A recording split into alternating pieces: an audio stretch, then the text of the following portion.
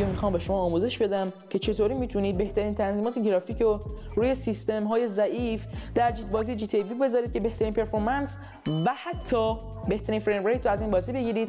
یه تنظیمات به خصوص داخل ویندوز هست که توی ادامه ویدیو به شما میگم. پس برو بریم سراغ ویدیو.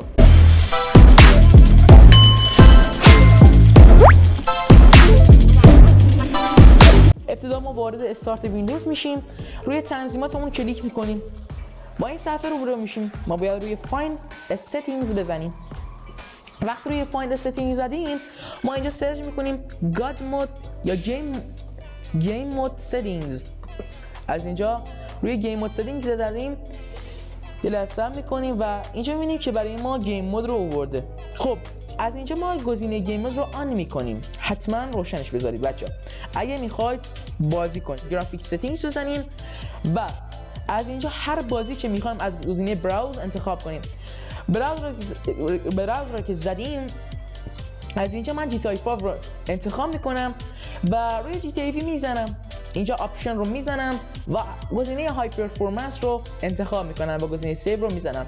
گزینه های پرفورمنس چیست؟ بچه گزینه های پرفورمنس به شما کمک میکنه که فریم ریت بهتری از بازی داشته باشید و دیگه از سی پی یو ما استفاده نکنید. که یه تنظیمات فوق عالی رو به شما در بازی جی تی ای وی نشون بدم که میتونید روی سیستم های ضعیف یا متوسط رو به بالا اینا تست کنید.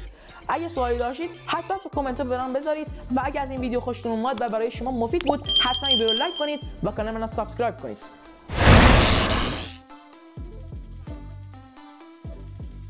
خب بچه‌ها من الان وارد بازی شدم و میخوام به شما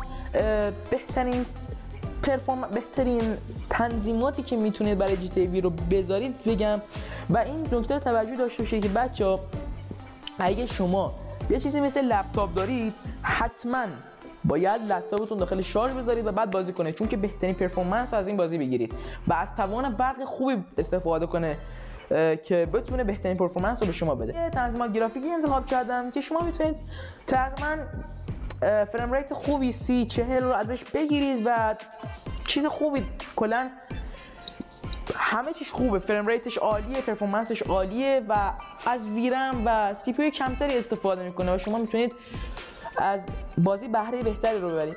بچه از اینجا ما گزینه اول رو روی همیشه باید روی آف بزنیم تا خاموش باشه. خب و دایرکت ایکس ورژن ما حتما باید روی دایرکت ایکس 10 بزنیم. روی فول اسکرین روی اسکرین تایپ باید بزنیم روی فول اسکرین، چون که میخوایم فول اسکرین بازی کنیم، تمام صفحه بازی کنیم. از اینجا هم روی رزولوشن باید 1280 در 720 بزنیم یا میتونید پایینتر بذارید که کمتر از کارت گرافیک استفاده کنه. از اینجا هم روی این نوشته ریتیو روی آتو میزنیم یا همون 16:9 خودمون، اینا خیلی مهم نیستن. از این رو رفرش FXAA ما اینو حتما باید آف کنیم، چون که از کارت گرافیک ما بسیار استفاده میکنیم، یعنی دیگه نمیتونیم، بازی کرش میکنه، دراپ چی بهش میگن، فریم ریتمون خوب نیست.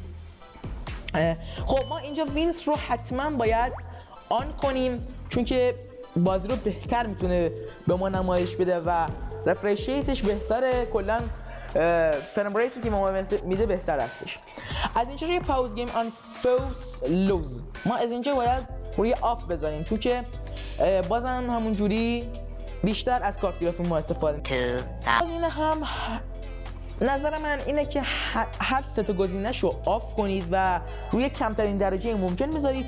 این بچه‌ها کلاً اشکال بازی چقدر باشه، تنوع بازی چجوری، تکسچر کوالیتی اصل داستان ما هستش. ما اینجا باید روی نورمال بذاریم بچه‌ها، اگر روی های یا بالاتر بذاریم نمیتونیم بهتر از این استفاده کنیم و گرافیک ما رو بیشتر درگیر میکنه متاسفانه.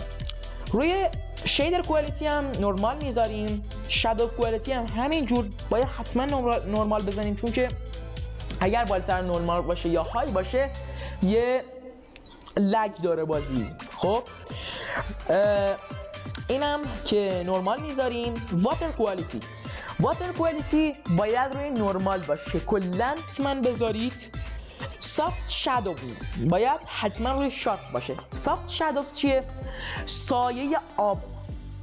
راست FX این رو روی نرمال بذارید و 2 تا گزینه آخرم آف کنید بچه‌ها. این بهترین تنظیمات گرافیکی هست که شما میتونید بذارید و کلا اگه مشکلی داشتید داخل کامنت برام بنویسید.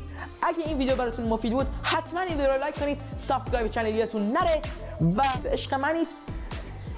امیدوارم که بازی خوبی رو در پیش داشته باشید مثل GTA V که با این تنظیمات گرافیکی بهتر داشته باشید.